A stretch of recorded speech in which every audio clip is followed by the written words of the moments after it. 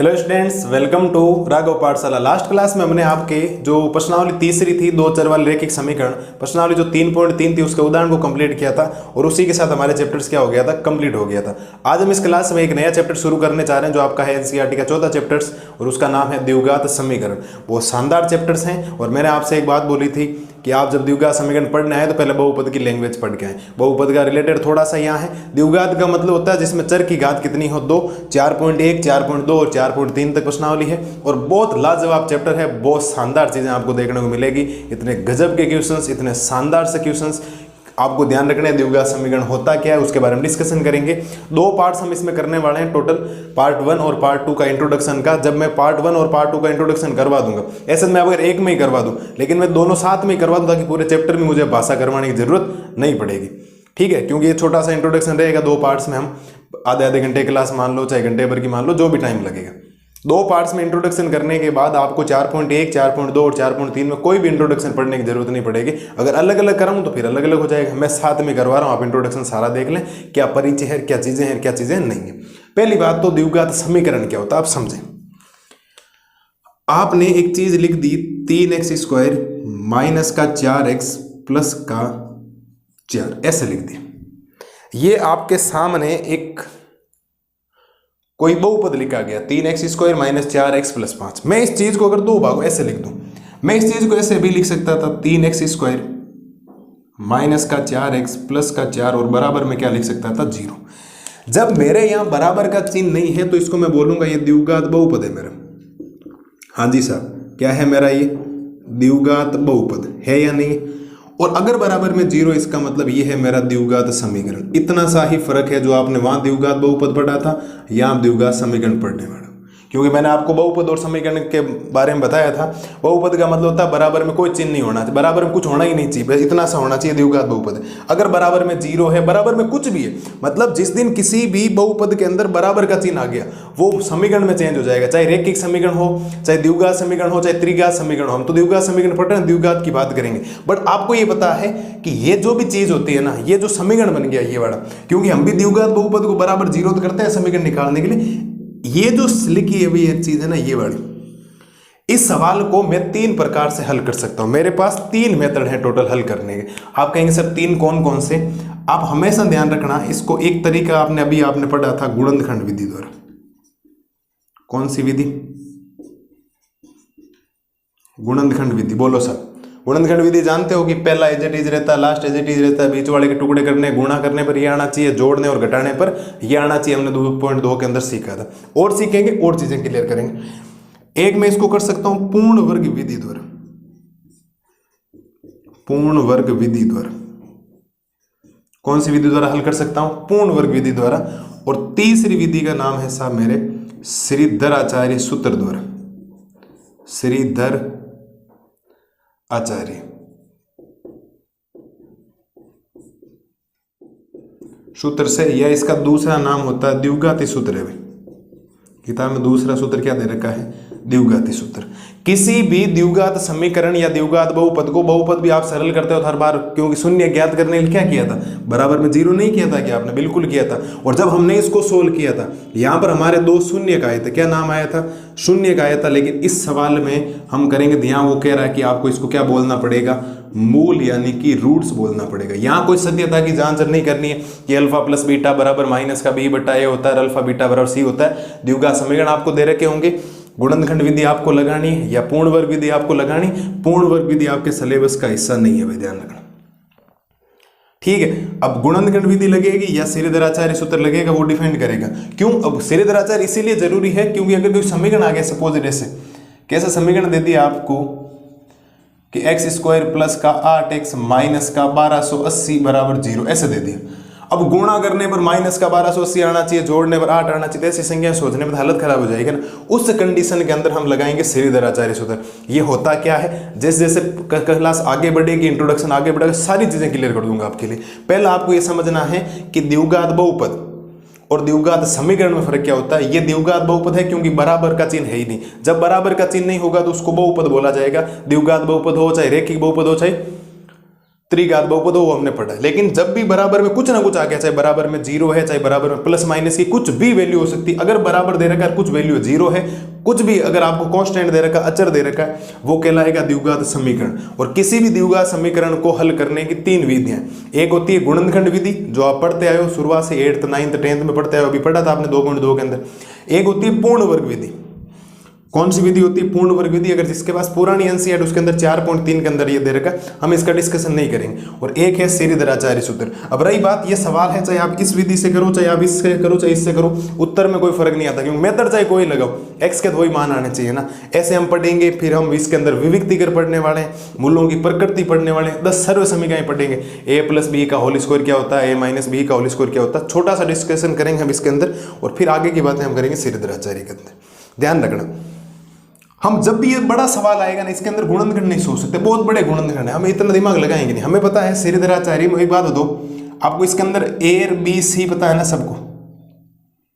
अरे बोलो, A B C पता है? बिल्कुल है। ए का मान 1 है क्योंकि x का गुणांक 1 है, बी का मान 8 है और सी का मान है माइनस का 1280। अब गुणनखंड विधि सबको पता, आपको सर श्रीधराचार्य सूत्र होता क्या? श्रीधराचार्य सूत्र सुने साहब, श्रीधराचार्य सूत्र होता है x बराबर माइनस का b plus minus under root of B square minus 4ac upon में 2 है। ये आपको ध्यान रखना, इसको बोला जाता है श्रीधराचार्य सूत्र या द्विघाती सूत्र। गुणनखंड विधि सबको आती है, मुझे उम्मीद है, और मैं और समझा दूंगा आपको बेहतरीन तरीके से। 2.2 से भी शानदार तरीके से आपको गुणनखंड विधि समझाई जाएगी। पूर्ण वर्ग विधि हमें नहीं पढ़नी है, इस बात को ध्यान रखना, याद जरूर रखना। 3 विधियां होती है, कोई नाम पूछ लेगा। और श्रीधराचार्य सूत्र होता है x बराबर minus b plus minus under root of B square minus 4ac upon 2 है। क्यों?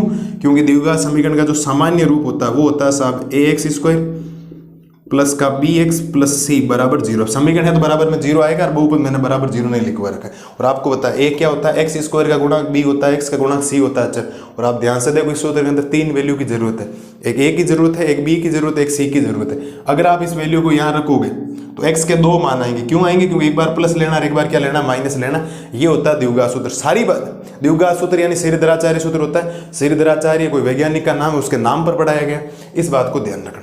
अब ये क्यों बनाया गया? कुछ सवाल ऐसे होते हैं जिसके गुणनखंड हो ही नहीं सकते, आप सोच भी नहीं सकते उनके गुणनखंड, कभी नहीं सोच सकते। जैसे आपके सामने लिख दिया जाए कि x स्क्वायर प्लस का x प्लस का 1 बराबर 0। अब गुणा करने पर तो आना चाहिए x स्क्वायर और जोड़ने पर आना चाहिए, ऐसी कोई संख्या है ही नहीं, आप जोड़ के देख लो, गारंटी मेरा, ऐसा कोई सवाल ही नहीं बना। इसलिए फिर इसमें अगर आप श्रीधराचार्य सूत्र लगाओगे तो उत्तर दे दे। हाँ, ये माइनस आएगा रूट के अंदर, माइनस हम इस बार नहीं पढ़ेंगे, माइनस होता है 11th क्लास के अंदर, जब हमारे माइनस आ जाएगा रूट के अंदर, यहाँ रूट के अंदर अगर हमारे माइनस आ गया, इसको हम कह देंगे द्विघात बहुपद के मूलों का अस्तित्व है ही नहीं, हम तो धनात्मक और जीरो के लिए सोल्व करेंगे। मैं सारी बातें आपको बता दूंगा, मुझे नहीं लगता कोई दिक्कत आपको होनी चाहिए। हमने बेसिक जानकारी थोड़ी सी शुरू की, मैं सिस्टमेटिक तरीके से सब चीज़ें लिखवाऊंगा। पहले आज का टॉपिक है, हम 3 चीज़ें करने वाले हैं अभी इस क्लास में। अब के बाद पहले तो हम लिखेंगे द्विघात समीकरण की परिभाषा, इसका सामान्य रूप, फिर द्विघात समीकरण को हल करने की विधियां, 3 विधियां, गुणनखंड विधि, पूर्ण वर्ग विधि और श्रीधराचार्य सूत्र यानी कि द्विघाती सूत्र 3 हो गए। फिर हम लिखेंगे 10 सर्व समीकरण, बीजगणितीय सर्व समीकरण, एल्जेब्रिक आइडेंटिटीज आपने पढ़ी होगी, वो हम पढ़ने वाले। 10 कौन कौन सी होती है उनको याद रखना, क्योंकि 4.1 के अंदर काम आएगी। कल की क्लास के अंदर हम शुरुआत करेंगे श्रीधराचार्य सूत्र से। श्रीधराचार्य सूत्र होता क्या है, इसको और किस प्रकार से लिखा जा सकता है। ये जो बी स्क्वायर माइनस 4ac लिख रखा है, इसको द्विघात समीकरण का विविक्तिकर कहा जाता है। अब ये विविक्तिकर क्या होता है, विविक्तिकर कितने से कैसे ज्ञात किया जा सकता है, धनात्मक होता है, ऋणात्मक होता है, शून्य होता है, क्या होता है, मूलों की प्रकृति कैसे ज्ञात करेंगे, सारी चीजें कल की क्लास में डिस्कशन करेंगे। आज हम थोड़ा सा बेसिक शुरू किया, मैंने आपको कुछ चीजें समझाई, उस बात को ध्यान रखना। द्विघात समीकरण आपको समझ में आ गया, हल करने की 3 विधियां हैं, द्विघाती सूत्र, पूर्ण वर्ग विधि, गुणनखंड विधि। गुणनखंड विधि आपने पढ़ी है, कोई दिक्कत नहीं, इसका सामान्य रूप यही होता है। पूर्ण वर्ग विधि, श्रीधराचार्य सूत्र ये होता है, x बराबर माइनस बी प्लस, मैंने जानबूझ कर इसीलिए लिखा ताकि मैं कल की क्लास में लिखूं तो नया नहीं लगे आपको ना, थोड़ा सा रिवाइज करके आओगे चीजें हो जाएगी। ठीक है, तो ये करते हैं। अब समझना इनको, एकदम सिस्टमेटिक तरीके से लिखते हैं, बेहतरीन तरीके से कि कौन सी चीज कहां पर आएगी। फिर अगली क्लास जो होगी वो द्विघाती सूत्र यानी कि श्रीधराचार्य सूत्र के ऊपर ही होने वाली है, प्रॉपर उसके ऊपर उसके सवाल करेंगे, कैसे सवाल है, फिर एनसीईआरटी के अंदर चलेंगे। हमारी जो आज की हेडिंग है वो है द्विघात समीकरण।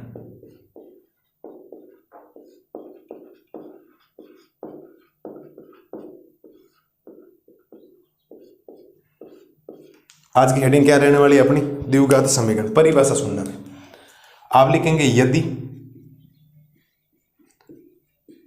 यदि किसी समीकरण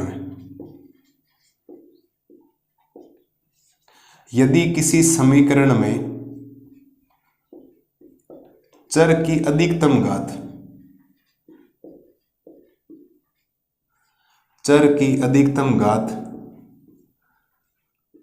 2 हो तो उसे द्विघात समीकरण कहते हैं।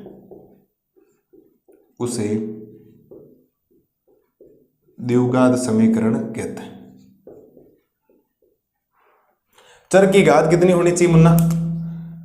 चर की घात होनी चाहिए 2। अधिकतम घात आपको पता है, चर की घात देखी जो चर की घात आपको अगर 2 दिखाई दे रही है उसको द्विघात समीकरण बोल देंगे। अब इसका सामान्य रूप क्या होता है वो सुने। आप लिखेंगे इसका सामान्य रूप या इसका व्यापक रूप, एक ही बात होती, कुछ भी लिख दे। इसका व्यापक रूप ax² प्लस का bx प्लस c। आपको पता है ये द्विघात बहुपद के उत्तर समीकरण है तो बराबर में क्या आ जाएगा? 0 होता है।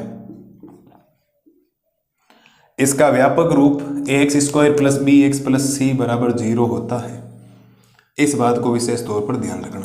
इसमें कुछ चीजें हैं जो आपको ध्यान रखनी है। जहां करके क्या ध्यान रखना, ये जो a है वो है आपके x² का गुणा। ये सारी बातें मैं आपको दूसरे चैप्टर में बेहतरीन तरीके से बता चुका हूं। और जिस बच्चे को दूसरा चैप्टर आता नहीं, इसमें बहुत कम समस्या आने वाली, उसको b होता है आपके x का गुणक। b क्या होता है साहब? x का गुणक। और c क्या है आपका? अचर है। c क्या है आपका? एक अचर कहलाएगा। मुझे नहीं लगता यहां तक कोई समस्या आपको होनी चाहिए। हमने खूब सारे बेसिक थोड़ा डिस्कशन कर लिया। द्विघात समीकरण, यदि किसी समीकरण में चर की घात आपको अधिकतम 2 नजर आ रही, 2 के अलावा कुछ भी नजर आ रहा, वो द्विघात समीकरण नहीं होगा। हमारा 4.1 का पहला सवाल ये है कि जांच कीजिए दिए गए द्विघात समीकरण है या नहीं, हमें पता करना पड़ेगा। अगर घात 2 बची, बाकी कुछ भी बचे, घात 2 बच गई, इसका मतलब वो द्विघात समीकरण। अधिकतम घात आपको देखनी है, अधिकतम घात 2 हो तो उसे द्विघात समीकरण कहते हैं। इसका सामान्य रूप ax² plus bx plus c बराबर 0 होता है। a क्या है? x² का गुणा, b है x का गुणा और c है आपके अचर। इस बात को आप ध्यान रखना, ठीक है। और मैं कुछ उदाहरण आपको बता दूं एग्जाम्पल के तौर पर। एग्जाम्पल ध्यान दो, क्या एग्जाम्पल हो सकता है? मैंने लिख दिया 3x² माइनस का 4x प्लस 1 बराबर 0। हर बार लिखना पड़ेगा कोमा। अगला मैंने लिख दिया x² माइनस का 2x प्लस का 4 बराबर 0 आदि। ये मैंने आपको लिख दिया। मुझे नहीं लगता मेरे शेर और शेरनियों को यहाँ तक कोई दिक्कत होनी चाहिए। अब द्विघात समीकरण को हल करने की विधियां हैं, तो हल करने की विधियां कौन कौन सी होती है? अगली हेडिंग है, आप लिखेंगे द्विघात समीकरण को हल करने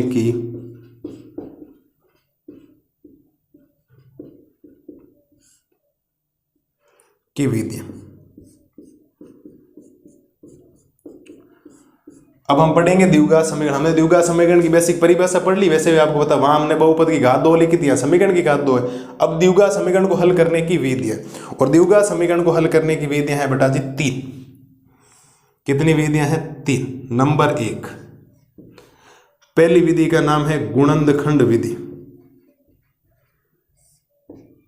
कौन सी विधि साहब? गुणनखंड विधि, यानी कि फैक्टराइजेशन मेथड।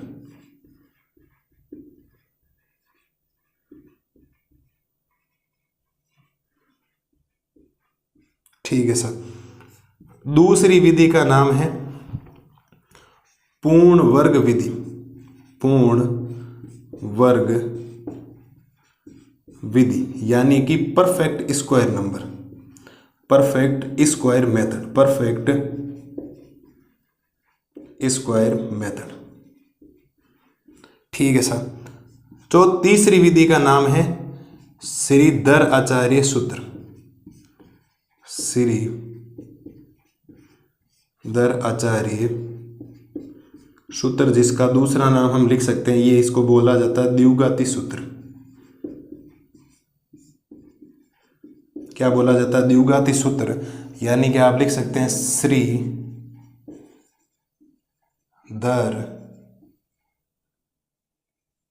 आचार्य फॉर्मूला, या द्विघाती सूत्र को लिखेंगे तो आप लिखेंगे क्वाड्रेटिक फॉर्मूला।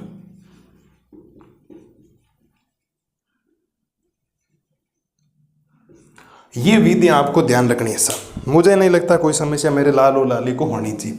हमने दो बेसिक जानकारी पढ़ी है कि द्विघात समीकरण का मतलब होता है चर की अधिकतम घात कितनी होनी चाहिए, 2, उसको द्विघात समीकरण बोल देंगे। द्विघात समीकरण का सामान्य रूप ax² plus bx plus c बराबर 0 होता है, जहां a x² का गुणांक है, b x का गुणांक है, c है आपका अचर। उदाहरण लिखें, आपको समझ आ जाना चाहिए। अधिकतम घात सब जगह 2 है।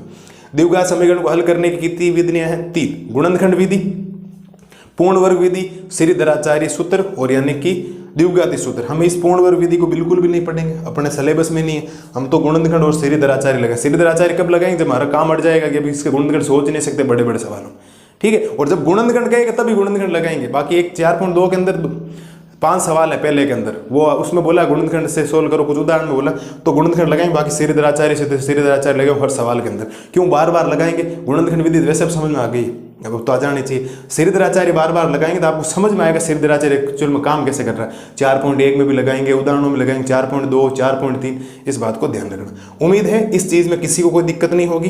द्विघात समीकरण हल करने की विधि आपको पता होनी चाहिए। गुणनखंड विधि, पूर्ण वर्ग विधि और श्रीधराचार्य सूत्र यानी कि द्विघाती सूत्र 3 होता है।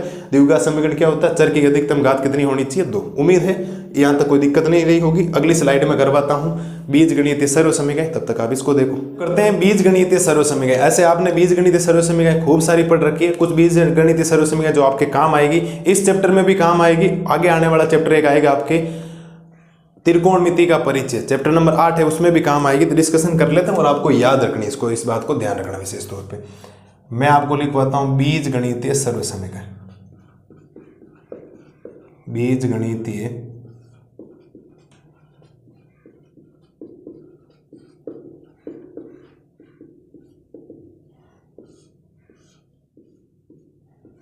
बीजगणितीय सर्व समीकरण आपको ध्यान रखनी है। मैं फटाफट लिखता हूं, आप याद करना और लिखना। इनको सबको बार बार लिखोगे तो याद हो जाएगी। हाँ बेटा जी ध्यान देना इधर। आपको पहले जो सर्व समीकरण याद रखनी है वो रखनी है a प्लस बी का होल स्क्वायर, और ये सर्व समीकरण होती है a² plus 2ab plus b²। सीधी सिंपल सी बात है, ये किसी भी हालत में आपको याद होनी चाहिए, इसका कोई शॉर्टकट नहीं है। रट्टी भी होनी चाहिए किसी भी कंडीशन में कि अगर कोई किसी को याद है कि सर x प्लस वाई का होल स्क्वायर होता है तो एक ही बात है x² plus 2xy plus y²। तो आप ये समझ आए कि ये वगैरह लिख रहा हूं, ठीक है। दूसरी सर्व समीकरण हो जाएगी a माइनस बी का होल स्क्वायर, तो a² माइनस का 2ab प्लस b²। तीसरी सर्व समीकरण a² माइनस b²। क्या होती है सर्व समीकरण? a माइनस बी और a प्लस बी। एक सर्व समीकरण और लिख रहा हूं, शायद आपने 9th में नहीं पढ़ी होगी, आगे काम आएगी हमारे। a² प्लस b², उसको इसको मैं लिख सकता हूं a प्लस बी का होल स्क्वायर माइनस का 2ab। आप याद रखना इन सबको, ठीक है। नंबर 5 है x प्लस a और x प्लस बी। सर्व समीकरण हो जाएगी x² plus a plus b x plus में क्या हो जाएगा ab। नंबर 6 आपको सर्व समीकरण याद रखनी है a प्लस बी का होल क्यूब। क्या याद रखना? a प्लस बी का whole cube. a plus b का होल क्यूब होता है a³ प्लस का 3a² b plus 3ab² plus हो जाएगा b³। ठीक है, इस बात को ध्यान रखना आप लोग। नंबर 7 याद रखना है a माइनस बी का होल क्यूब। सर्व समीकरण हो जाएगी a³ माइनस का 3a² b plus 3ab² minus का b³। नंबर 8 सर्व समीकरण हो जाएगी a³ प्लस का b³। तो सर्व समीकरण बनेगी a प्लस बी ब्रैकेट के अंदर a² माइनस ab प्लस क्या बना देगा b²। 9 नंबर सर्व समीकरण आपको याद रखनी है a³ माइनस का b³। सर्व समीकरण होती है a minus b a² plus ab plus b²। और 10 नंबर सर्व समीकरण याद रखनी है a प्लस बी प्लस सी का होल स्क्वायर। सर्व समीकरण होती है a² plus b² plus c² minus का 2ab माइनस का 2bc। और माइनस का 2c है। ये मैंने आपके सामने टोटल 10 सर्व समीकरण लिखी है, कुछ भी समझाने लायक नहीं है इसके अंदर। आप शुरुआत से पढ़ते आए हो, आप सबको याद है। किसी भी कंडीशन में आपको याद होनी चाहिए। कोई भी आपको रात को 2 बजे उठा के पूछ ले, कोई भी टीचर आपसे पूछ ले, आपको बीजगणित सर्व समीकरण 10 के 10 खूब सारी ऐसे मैंने वही लिखी है जो आपके ज़्यादा काम आएगी। इसमें से भी ज़्यादा जो काम आने वाली है मैं उसके ऊपर स्टार लगा देता हूँ कि ये ज़्यादातर हम रिपीट करेंगे। मैं आपको बता देता हूँ, देखो राइट लगा रहा हूँ, ये एक ये वर्ड, ये मैंने टोटल 7 सर्व समीकरणों के ऊपर ऐसा लगाया है जो आपको ध्यान रखनी। 7 और 1 8। आपको सर 2 क्यों छोड़ी, फिर यही लगा दो। बिल्कुल सही, याद तो करनी पड़ेगी आपको, है ना। आपके लिए लिखिए बेटा, आपको याद करना पड़ेगा। क्या करना पड़ेगा? याद करना पड़ेगा। बोलो मेरे लालू लालू, याद करोगे या नहीं करोगे? बिल्कुल याद कर लो, कोई समस्या नहीं है मेरे हिसाब से। हाँ जी, बीजगणितीय सर्व समीकरण रट्टा मार लेना, लिख लिख के याद कर लेना, कुछ भी कर लेना। कोई आपसे पूछे कि a प्लस बी का होल क्यूब क्या होता है, तो आपका जवाब आना चाहिए a cube plus 3a square b plus 3ab square plus b cube. a cube plus minus b cube क्या होता है, a minus b a square plus ab plus b square. ऐसा सर्व समीकरण याद होनी चाहिए किसी भी कंडीशन में। अब आपने पहले कोई नए तरीके से लिखी, उनको भूल जाएं, आप सबको ये याद करें। सवाल के अंदर ये काम में लेनी है। ये अगर ये सर्व समीकरण याद नहीं हुई तो 4.1 का पहला सवाल भूल जाना आप लोग। ठीक है, समझ गए? उम्मीद है समझ गए, इतने समझदार बच्चे हैं। आज की क्लास यहीं खत्म करते हैं। कल की क्लास में एक इंट्रोडक्शन और बचा है। इन सबको चीज़ों को ध्यान रखें, एकदम पढ़ें, बेहतरीन तरीके से चीज़ों को करें। कल की क्लास में हम करेंगे द्विघात समीकरण के बारे में पूरा डिस्कशन, द्विघात समीकरण के सिरदराचार्य सूत्र के बारे में डिस्कशन करेंगे, मूलों की प्रकृति कैसे निकले। और कल का लेक्चर जो होगा वो आपके पाठ परिचय यानी कि इंट्रोडक्शन का लास्ट साल होगा। फिर उसके बाद क्वेश्चंस करने, इतनी प्रैक्टिस आपको क्वेश्चंस की करनी है। एक बात विशेष तौर पर ध्यान रखना, द्विघात समीकरण में चर एक ही मानना होता है। रेखिक समीकरण युग में हम किसी को x मान रहे थे, किसी को y मान रहे थे, कोई फर्क नहीं पड़ रहा था। इधर फर्क पड़ जाएगा। इधर आपको सोचना पड़ेगा कि मुझे किसको x लेना चाहिए, यहाँ फर्क पड़ेगा कि मुझे किसको x लेना चाहिए। यहाँ बहुत ज्यादा फर्क पड़ेगा। चर एक ही है ना, ax square plus bx plus c बराबर 0। x एक ही घूम रहा, y का चर एक है, तो एक को मानने में समस्याएं होती है, इस बात को ध्यान रखना। उम्मीद है आज का लेक्चर आपको पसंद आया होगा। और बीज गणितीय सर्व समीकरण आपको ध्यान रखनी, पहले वाला समझना था, आपको चीज़ें सब समझा दी। ये आपको सीधी याद होनी चाहिए, इसीलिए मैंने ज़्यादा माथापच्ची नहीं, ज़्यादा टाइम भी आपका नहीं लिया। 9th क्लास में है, 8th क्लास में आती, 10th क्लास में इनको याद कर लेना। ठीक है, तब तक मस्त रहिए, स्वस्थ रहिए और अपने भाई की तरफ से राम राम मानना। Thank you.